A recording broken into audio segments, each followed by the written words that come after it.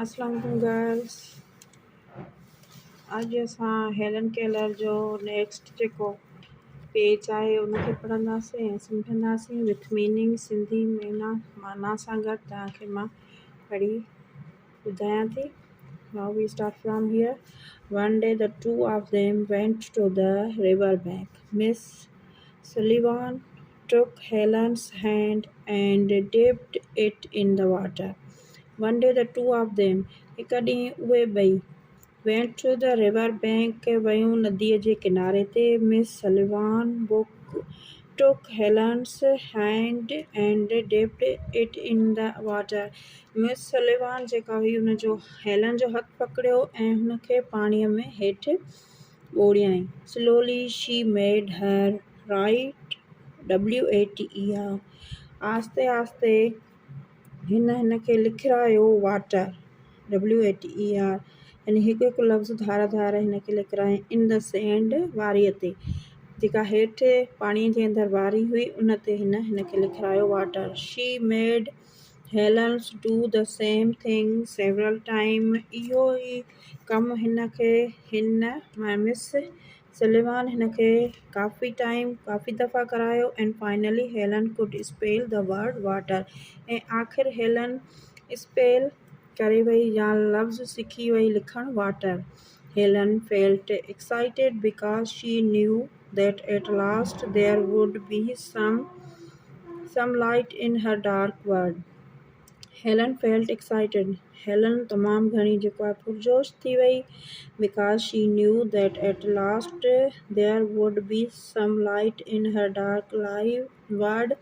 छो त हुन जे अंधेरी ज़िंदगीअ में कुझु रोशनी अचणु शुरू थी वई, यानी कि हूअ कुझु हिन दुनिया जे लाइ ॼाण या सुञाण शुरू कयो हिन दुनिया खे। The work was very slowly and difficult. ही कमु तमामु आस्ते आस्ते ऐं मुश्किल हुयो, यानी आस्ते आस्ते मिस सलिवान कराए रही ऐं मुश्किल हो। But Miss Sullivan was very kind and patient. पर मिस सलिवान जेका हुई तमामु घणी सब्र वारी ऐं महिरबान हुई। लिटिल बाय लिटिल, आस्ते आस्ते या वक़्तु गुज़रण सां गॾु, she taught Helen about mountains. हिन हेलन खे सेखारियो जबलनि जे बारे में एंड रिवर्स नदियुनि जे बारे में एंड अबाउट हिस्ट्री तारीख़ ऐं geography. She even taught her how to count and do sums. ऐं हिन पिणु हुनखे सम्झायो त कहिड़े तरीक़े सां ॻणिबो आहे ऐं हिसाब हल कबा आहिनि। When Helen was 8, जॾहिं हेलन 8 सालनि जी थी, she was sent to school for blind children. हिनखे मोकिलियो वियो अंधनि जे स्कूल या अंधनि ॿारनि जे school. Although Helen was blind and deaf, जेतोणीकि हेलन अंधी ऐं ॿोड़ी हुई, she could speak. हूअ ॻाल्हाए सघे पई, but she had forgotten how to speak. पर हूअ विसारे चुकी हुई त कहिड़े तरीक़े सां ॻाल्हाइजे। Her teacher was aware that often people who could not hear did not speak. Her teacher was aware, हिनजे उस्ताद हिनखे ॿुधायो that often people who could not hear, जेके माण्हू न ॿुधंदा आहिनि, did not speak, न ॻाल्हाईंदा आहिनि, because we speak the words and language that we hear. असां उहो ॻाल्हाईंदा आहियूं, उहे लफ़्ज़ ॻाल्हाईंदा आहियूं जेको असां ॿुधंदा आहियूं। So she started helping her to regain her speech. उन खां पोइ हिनजी मदद कई, हुनजी टीचर हिनजी मदद कई त हीअ ॿीहर ॻाल्हाए सघे। She would put Helen's hand on her own lips. हिन हेलन जो हथु पंहिंजे चपनि ते रखियो and let her feel the movement. ऐं हुनखे चयईं त तूं इहा चुरपुर महसूसु कर of the lips, चपनि ji, at the time of speaking, जॾहिं मां ॻाल्हायां। Helen did many exercises of this kind and finally Helen इहो तमामु घणी हिनजी बार बार हिनखे वरजायो, यानी हुनजी चपनि ते हथु रखियो जॾहिं हूअ ॻाल्हाईंदी रही।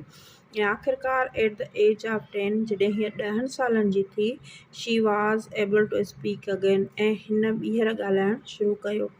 वॉट एज आहे, केॾी न ख़ुशीअ जी ॻाल्हि आहे। शी एक्सक्लेम्ड, हुन जेको आहे सो रड़कर।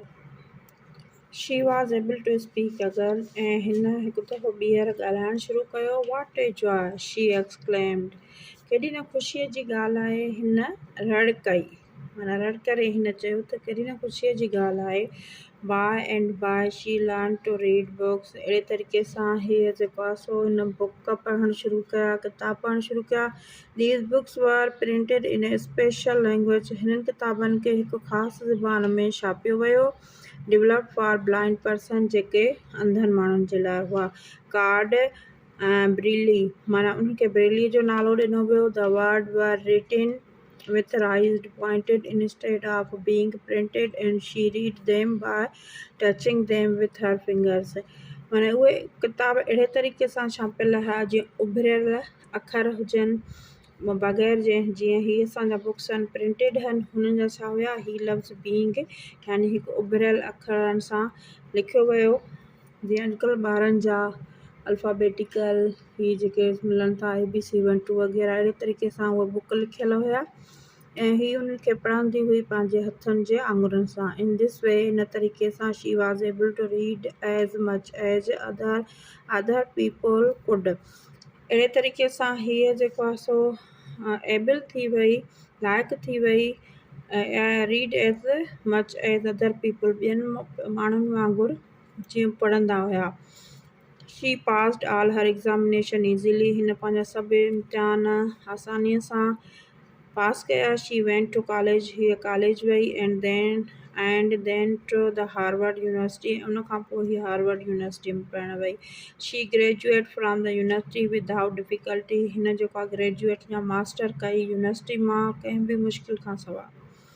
इन फैक्ट, हक़ीक़त में she proved to be a better student than many others, ऐं हिन ज़ाहिर कयो, हिन इहो ॾेखारियो त हूअ तमामु घणी हिकु सुठी शागिर्द आहे बनिस्बत ॿियनि खां. हर टीचर लव्ड एंड एडमायर्ड हर, हुन जा उस्ताद टीचर्स हिन खे प्यारु कंदा हुया, हिन खे साराहींदा हुया. एडमायर्ड हर माना साराहींदा हुया, हिन जी तारीफ़ कंदा हुया. In 1956, Helen Keller visited Pakistan. 1956 में हेलन केलर पाकिस्तान जो दौरो करण आई. शी वॉज 76, हूअ 76 सालनि जी हुई. बट स्टिल वेरी एक्टिव, पर तमामु घणी हूअ चुस्त एक्टिव हुई. She came to Pakistan to see how she could help other deaf and blind people. हीअ पाकिस्तान आई ऐं इहो ॾिसण त हूअ कहिड़े तरीक़े सां गूंगनि ऐं ॿोड़नि अंधनि जी मदद करे सघे थी. शी एड्रेस्ड मैनी गैदरिंग, हिन तमामु घणनि गॾिजाणियुनि में ख़िताब कयो. And encourage those with similar shortcoming, ऐं साराहियो उन्हनि सभिनी खे. She also visited the school for the deaf, dumb and blind, हिन पिणु स्कूल विज़िट कयो अंधनि ॿोड़नि ऐं गूंगनि जो इन कराची.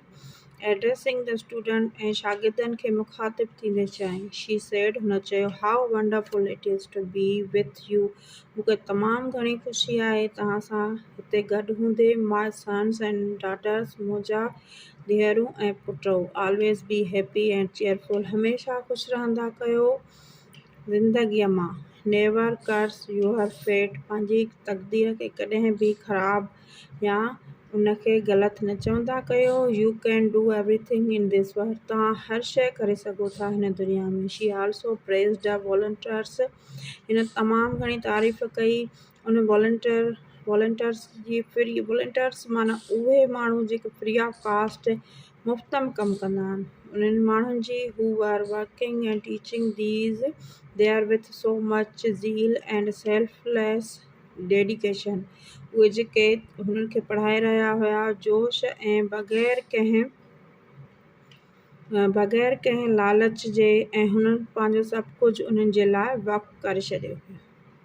ऐं ही हुयो असांजो लेसन हेलन केलर. ऐं हिन मां असांखे जेको मैसेज मिलियो आहे, हिन मां असांखे इहो ई मैसेज मिलियो आहे त हिन दुनिया में तव्हां करे सघो था. U can do everything in this world. हालांकि हेलन केलर हिकु यानी कि अंधी हुई, पर उनजे बावजूदि हुन हिमत न हारी, हिन महिनत कई.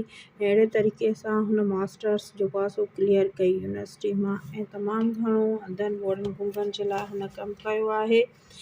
असांखे शुक्र अलहमदिल्ला हर शइ अलाह ॾिनी आहे, हर फैसिलिटीज़ अवेलेबल आहे असां वटि. असां बि चाहियूं त महिनत सां हर शइ हासिलु करे सघूं था. इंशाअल्लाह वरी मिलंदासीं.